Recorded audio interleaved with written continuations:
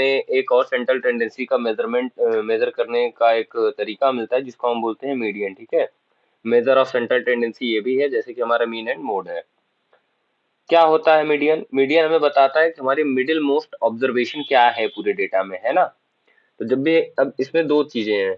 पहला तो जैसे कि हमने जाना था कि पहली चीज तो क्या है, अनग्रुप्ड के लिए, अनग्रुप्ड डेटा के लिए अनग्रुप्ड डेटा, एंड दूसरा आ जाता है हमारा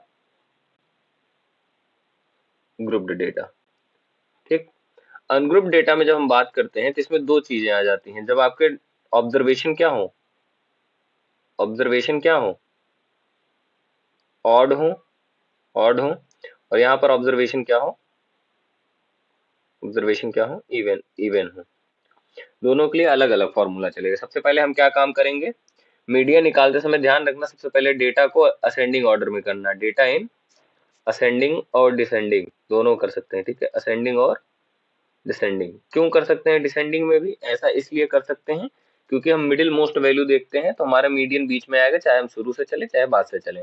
ठीक है, तो हम उसको असेंडिंग या डिसेंडिंग में कर लेंगे। उसके बाद क्या रहेगा, अगर नंबर ऑफ ऑब्जर्वेशन ऑड है, 1+n/2 होगा। ठीक है, 1+n/2 टर्म, 2 टर्म। ठीक है, A B C D E, तो यहाँ पर हमारे पास कितने डेटा हो गए, 5, है ना।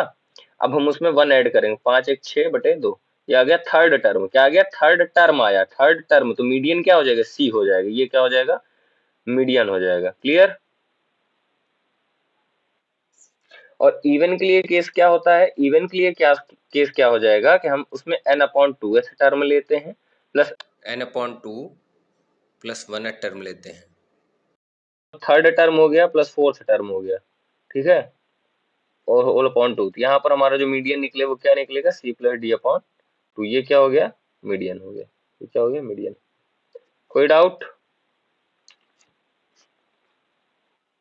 ये जो राम कहानी हुई, ये जो पूरा हमने पढ़ा, ये हुआ अनग्रुप्ड डेटा के लिए। अब हम ग्रुप डेटा की बात करते हैं तो हमें एक चीज और जाननी है। पहला जो पॉइंट जाना वो होती है कुमुलेटिव फ्रीक्वेंसी। क्या होती है, कुमुलेटिव फ्रीक्वेंसी। कुमुलेटिव फ्रीक्वेंसी, नाम नाम सुना है इसका?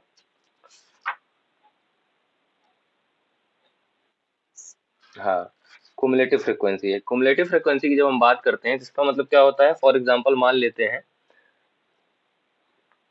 यहीं पे शॉर्ट में बता रहा हूँ। ये हमारे पास fi दिया है, इसका a है, इसका b है, इसका c है, इसका d है। यहाँ पर कुछ दिया है class interval 1 to 10, 10 to 20, 20 to 30, 30 to 40, है ना। इतना मान लेते हैं दिया है। और यहाँ पर हम कम्युलेटिव फ्रिक्वेंसी निकालते हैं, इसको बोलते हैं cf। तो यहाँ पर क्या हो जाएगा, इसका a होगा, इसमें इसके प्रीवियस वाले को जोड़ देंगे, a प्लस बी हो जाएगा। अब इसमें इसके ऊपर वाले सबको जोड़ देंगे, a plus B plus C हो जाएगा। और यहाँ पर a plus B plus C plus D हो जाएगा। ये होता है कुमुलेटिव फ्रीक्वेंसी।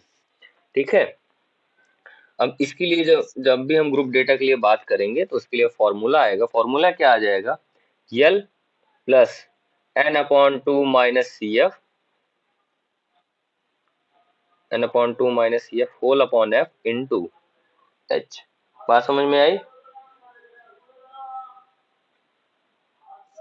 हाँ, लेकिन इसमें भी हमें एक चीज और जाननी होगी जिसको हम बोलते हैं मीडियन क्लास। ठीक है, क्या बोलेंगे, मीडियन क्लास।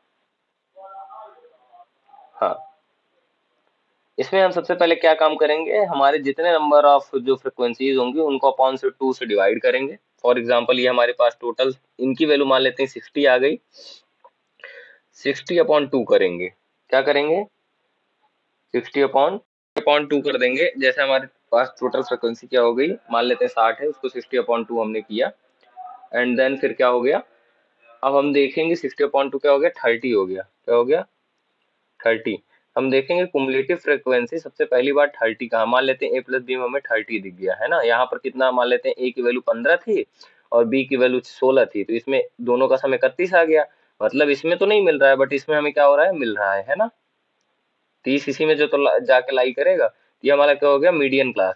अब मीडियन क्लास का हम यल ले लेंगे, प्लस n/2 कर लेंगे, माइनस सी एफ। अब फ्रिक्वेंसी, कुमुलेटिव फ्रिक्वेंसी इसकी प्रीवियस वाली माइनस करेंगे, है ना। मान लेते हैं ये हमारी मीडियन क्लास है, इसके पहले वाली कुमुलेटिव फ्रिक्वेंसी माइनस करेंगे, अपॉन में एफ और होल इनटू एच। ये हो गया हमारा मीडियन फॉर ग्रुप्ड डेटा। कोई डाउट है बेटा, बताओ।